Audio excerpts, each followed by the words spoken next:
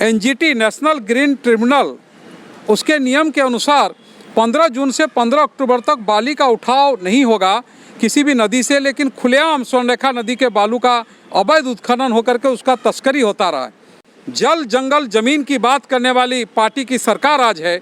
आज जंगल की अवैध कटाई हो रही है। हमने फोटो दिया है आज उपायुक्त महोदय को। जंगल की कटाई हो रही है और बंगाल के लकड़ी के तस्कर यहाँ के जंगलों की लकड़ियाँ तस्करी करके ले जा रहे हैं।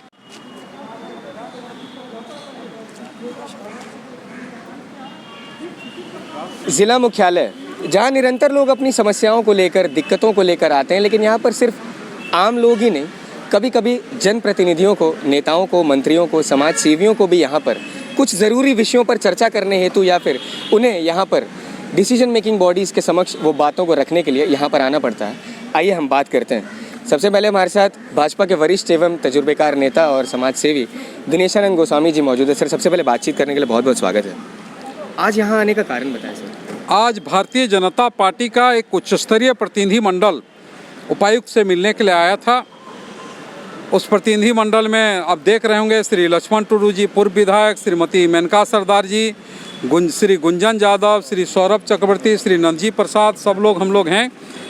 देखिए, पिछले 2 वर्षों से जब से गठबंधन की सरकार रांची में हुई है, प्राकृतिक संसाधनों की लूट जारी है। एनजीटी नेशनल ग्रीन ट्रिब्यूनल उसके नियम के अनुसार 15 जून से 15 अक्टूबर तक बाली का उठाव नहीं होगा किसी भी नदी से, लेकिन खुलेआम स्वर्णरेखा नदी के बालू का अवैध उत्खनन होकर के उसका तस्करी होता रहा है। कल कुछ अखबार के लोगों ने शिकायत करने के कारण कल डीसी साहब ने एक टीम भेजा था। गुड़ाबेंदो में आज बड़े बड़े समाचार छपे हैं। आज वहाँ बालू के भंडार मिले। तो सवाल है कि खनन विभाग क्या आँख सोई हुई थी?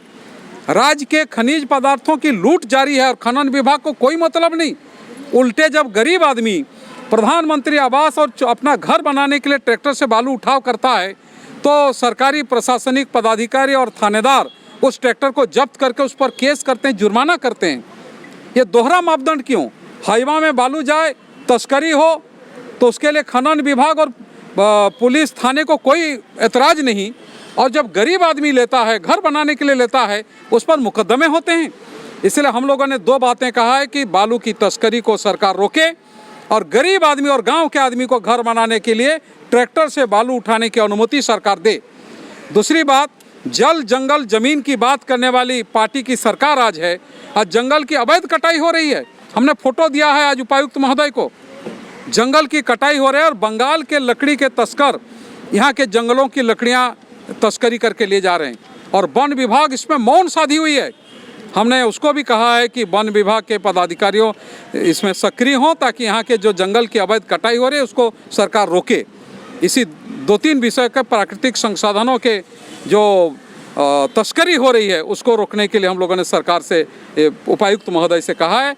उन्होंने आश्वस्त किया है कि हम इसको रोकेंगे, इसके लिए एक टीम भी बनाएंगे, ऐसा आश्वस्त किया है। सर, अगर इस आश्वासन के तौर पर कोई काम अगर नहीं किया जाता है तो अगला कदम? हमको भरोसा है कि डीसी करेंगे। हमको भरोसा है कि उपायुक्त जो है प्राकृतिक संसाधनों को जो लूट मची हुई है उसको रोकने का काम करेंगे।